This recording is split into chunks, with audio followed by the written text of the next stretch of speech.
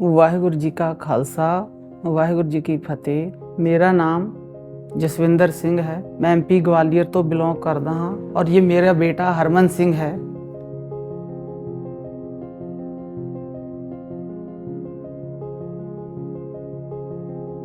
इसका एक्सीडेंट ग्वालियर में हुआ है। मैं इसको लेके बाजार में गया था।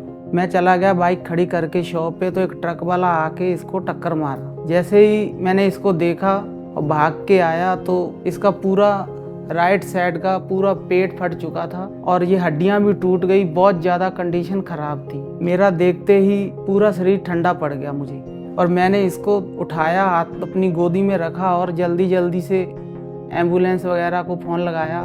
तकरीबन 15-20 मिनट लगे एम्बुलेंस को आने में। तो उसको लेके हम वहाँ से ग्वालियर ज़िला एमपी में है, वहाँ पहुँचे। इसको लेके हम जितने भी वहाँ के हॉस्पिटल थे सब ने वहाँ मना किया, इसको लिया नहीं। बहुत ज़्यादा कंडीशन ख़राब थी। एक ऐसा हॉस्पिटल था जिसमें गए, उन्होंने लिया तो नहीं, लेकिन अमृता हॉस्पिटल फरीदाबाद का यहाँ का एड्रेस दिया। उन्होंने बोले कि पूरी फैसिलिटी के साथ हम आपको यहाँ से भेजते हैं। हम वहाँ से इसको लेके सीधे यहाँ आए और बहुत ज़्यादा ही कंडीशन इसकी ख़राब थी।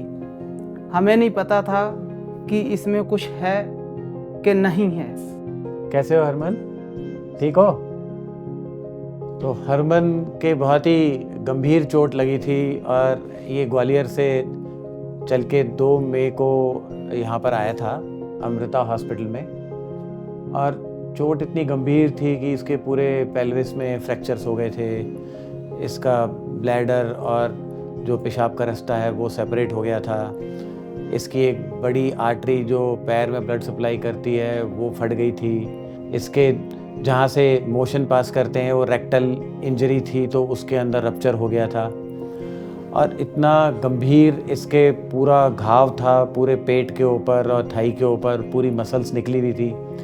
तो हमें लग रहा था कि इतनी गंभीर समस्या है कि इसकी जान बचना बहुत ही मुश्किल है। मगर यहाँ अमृता हॉस्पिटल के डॉक्टर्स ने पूरी ताकत लगा दी। जैसे तुरंत हम आए तो हमें बाहर गेट के बाहर ही इमरजेंसी से यहाँ का स्टाफ हमें स्ट्रक्चर लेके बच्चे के लिए तैयार मिले खड़े। जैसे ही हम एम्बुलेंस खड़ी करके उतरे तो बच्चे को जल्दी जल्दी से निकाला। ना आओ देखा ना ताव देखा, 1 मिनट लगाया, बच्चे को लेके emergency में पहुंचे। So our first phase was actually to stabilize him, which was a challenge. But slowly then we had to shift to the second stage where rehabilitation became important. We had to focus on his nutritional rehabilitation, physiotherapy. So here our nutritionists and physiotherapists played a very major role. Along with that, infection prevention was important because he was with us for a very long time in ICU. And one more very important aspect was taking care of his mental strength.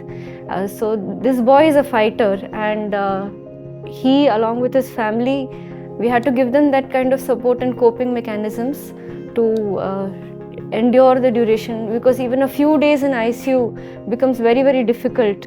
हमें ये लग रहा था कि इसकी जान बचेगी कि नहीं बचेगी, लेकिन ये यहाँ के हॉस्पिटल वालों ने हमें सबसे पहले हमें ये दिलासा दिया कि निश्चिंत रहो, भगवान के आगे प्रेयर करो, अम्मा जी के आगे प्रेयर करो कि इसकी जान बच जाए। हम अपनी तरफ से पूरी कोशिश करेंगे। हिंदी में या फिर बॉलीवुड मूवीज़ में आपने बहुत सुना होगा, इसको दवा की नहीं दुआ की ज़रूरत है। और जब अमृता हॉस्पिटल में आते हैं तो आई थिंक यहाँ पे आपको दवा भी मिलती है और साथ साथ दुआएं भी मिलती हैं, और इसीलिए हम ऐसा कोई करिश्मा कर सकते हैं। So we all within 2-3 hours we managed to take the child onto the theater and we started surgery at around 12 o'clock. All together we did a procedure which lasted for nearly 8 hours. During the procedure, child was going down very badly, but our anesthesia team managed excellently on table. And post-operatively, pediatric ICU people took excellent care and looked after him for 85 days.